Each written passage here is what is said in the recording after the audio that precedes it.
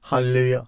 오늘부터 여러분들과 함께 원어로 풀어가는 맛깔난 누가복음 원어 강의 설교를 함께 은혜 가운데 나누도록 하겠습니다.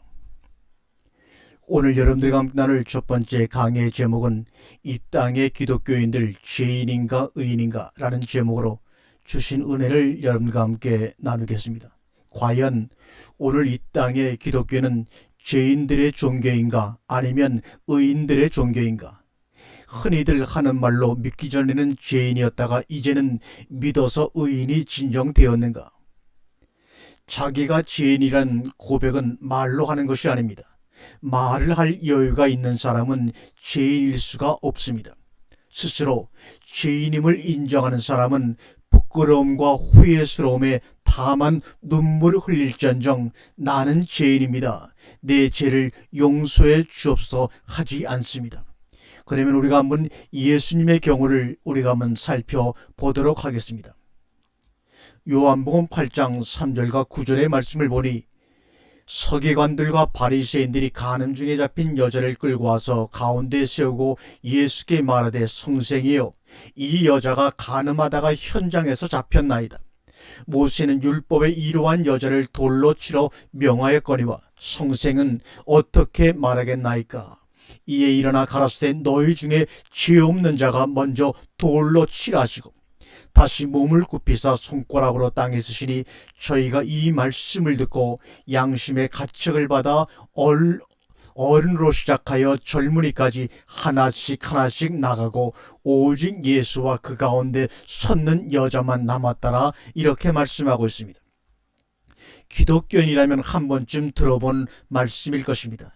여기서 간음한 여자를 정죄하고자 하는 사람들은 누구인가? 지금 간음이 옳으냐 그르냐를 논하고자 하는 것이 아닙니다.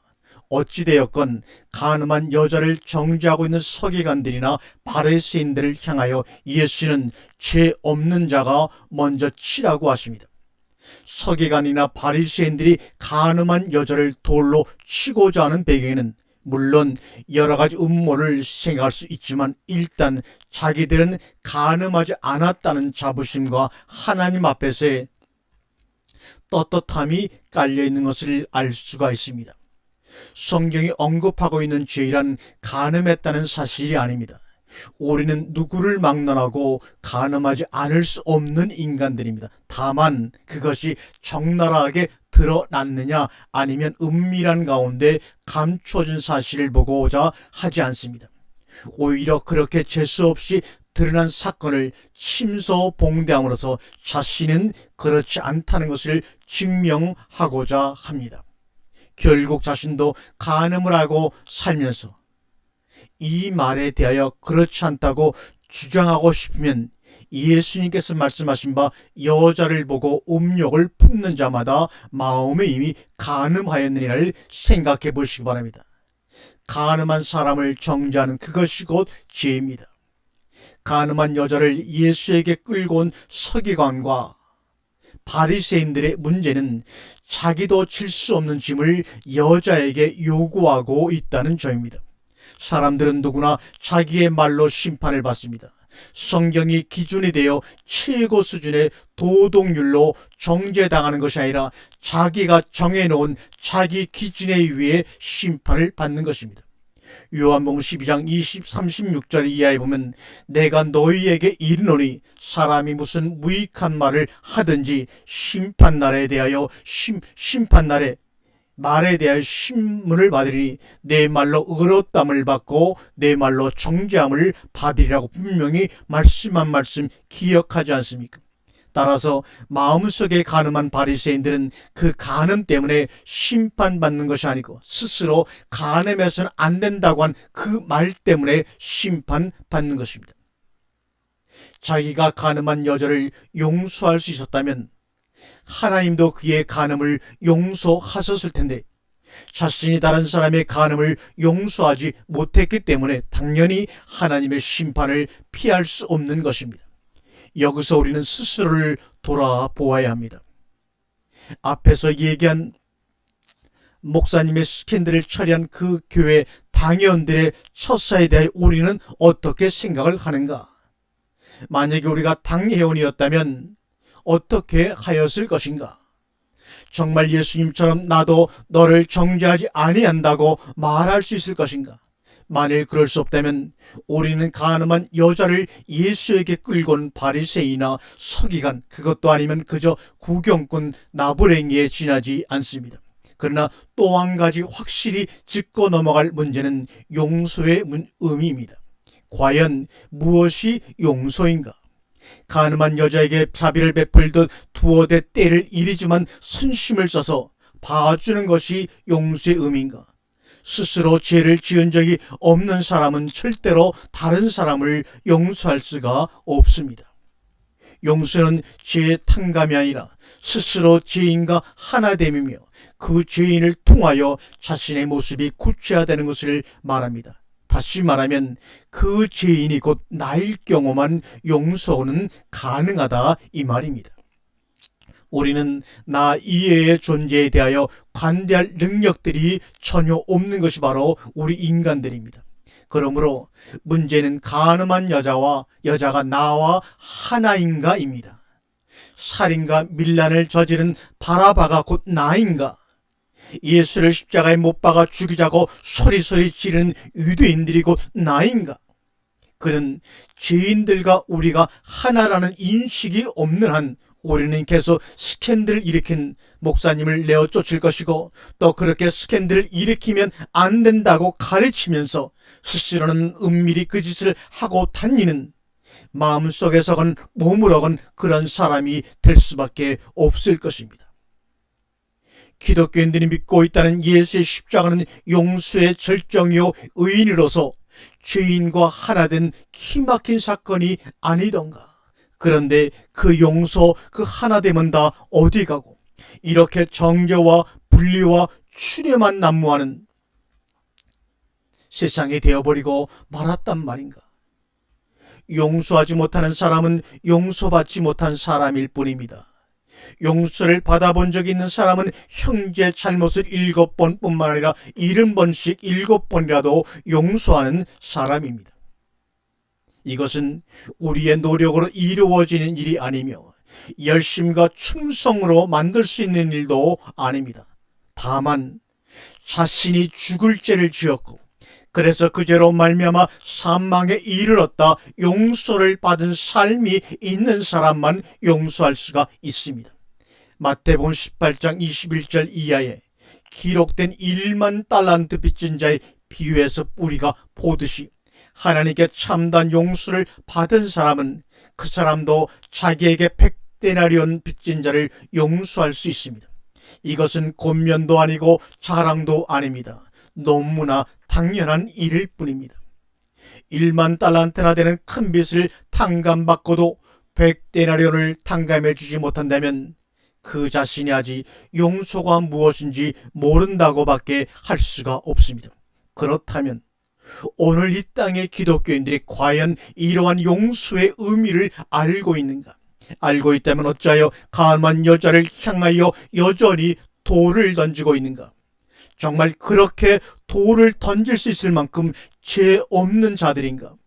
오늘 이 땅의 기독교인들이 신앙생활을 하는 이유는 용서하고 섬기고자 함이 아니라 정죄하고 싸우고자 함입니다. 물론 이런 신앙의 양상은 이제 어제 오늘의 문제는 아니었지만 정말 이런 말과 간념만의 기독교가 이 땅에 존재해야 하는 것인지, 예수 당시의 바리새인들의 모습과 오늘의 기독교인들 사이에는 어떤 차이점이 있을 것인지, 예수가 재림하여 이 땅에 오게 되면 과연 오늘날의 기독교인들 손에 혹시 돌아가시지는 않으실는지, 우리는 정말 죄인인가? 아니면 죄인이었는가? 오늘날 이렇게 많은 기독교인들이 모두 죄인이었다면, 그래서 그 죄로부터 용서받은 은혜의 시간이 있었다면 이럴 수는 없는 일입니다. 가늠한 여자를 향하여 이불을 덮어주지는 못할 망정 돌을 던질 수는 없는 법이며, 도둑질하다가 들킨 사람에게 좀 더 조심스럽게 도둑질하라고 격려, 못할 망정 경찰서에 끌고 갈 수는 없는 법입니다. 도둑놈을 향하여 침을 뱉고 살인자를 향하여 손가락질하고 있는 동안 우리는 심판자입니다. 우리는 법을 지켜야 할 사람들이지 재판관이 아니라고 야고보 4장 12절에 말씀하고 있어요.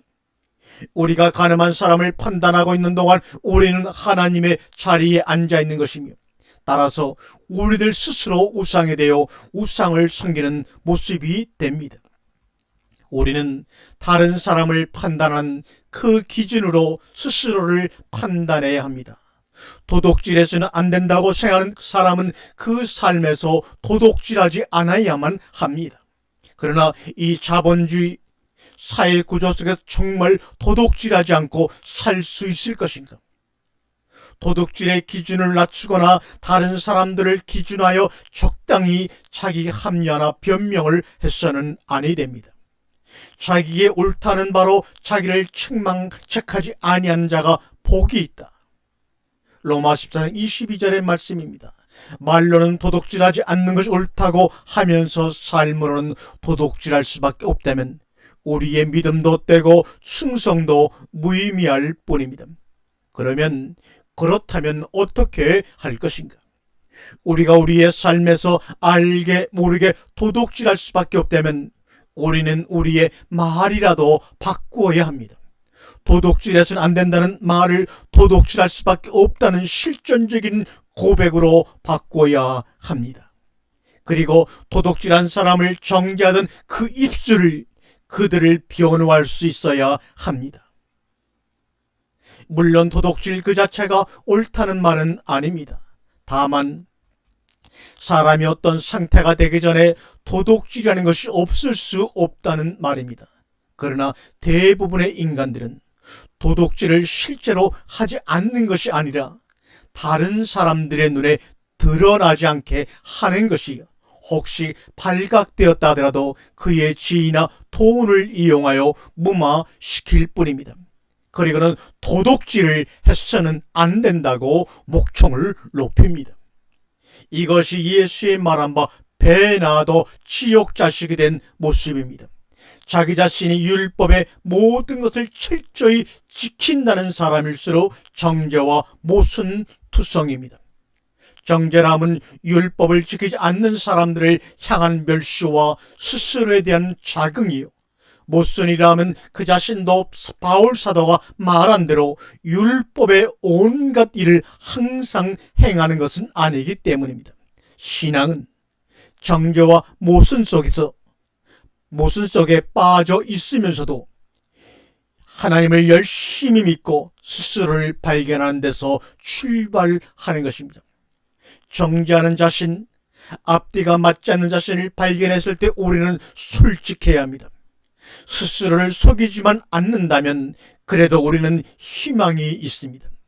그러기 위해서 우리는 성경이라는 거울에 우리를 비추어 보고 우리를 진단해야 합니다. 오늘 말씀에서 누가복음 14장에서 16장에 이르는 예수의 삶과 말씀을 통해 우리를 돌아보고 하나님을 믿는다는 것의 의미를 되새겨 보고자 합니다. 특별히 누가복음 14장, 14, 5, 6장을 본문으로 택한 것은 이 본문이 신앙생활의 한 가정을 매우 아름답게 설명하고 있기 때문입니다. 사도 바울은 신앙의 여정을 로마서 8장 29절 이하에서 다음과 같이 말씀하고 있습니다. 하나님이 미리 아신 자들로 또한 그 아들의 형상을 본받게 하기 위하여 미리 정하셨으니 이는 그로 많은 형제 중에서 맏아들이 되게 하려 하심이니라. 또 미리 정하신 그들을 또한 부르시고 부르신 그들을 또한 의롭다 하시고 의롭다 하신 그들을 또한 영화롭게 하셨느니라. 아멘. 여기서 하나님의 미리 정하심은 어떤 의미에서 우리가 감지할 수 있는 영역이 아니고 우리에게는 그의 부르심으로부터 감지되는 것인 바, 그러므로 신앙의 단계를 표현한다면 부르심과 의롭다 하심과 그리고 영화롭게 하심의 3단계로 나눌 수가 있습니다. 누가복음 14장 56, 14, 5, 6장은 신앙의 이러한 단계적인 모습을 장별로 구성하고 있어 우리가 어디쯤 가고 있으며 무엇을 위하여 싸우고 있는지를 잘 보여주는 말씀들입니다. 모쪼록 살아있고 운동력이 있는 하나님의 말씀이 우리를 진단하고 교정하여 하나님이 원하시는 온전한 삶이 이루어지기를 기대해 보면서 다음 시간에 여러분들과 만나도록 하겠습니다. 아멘.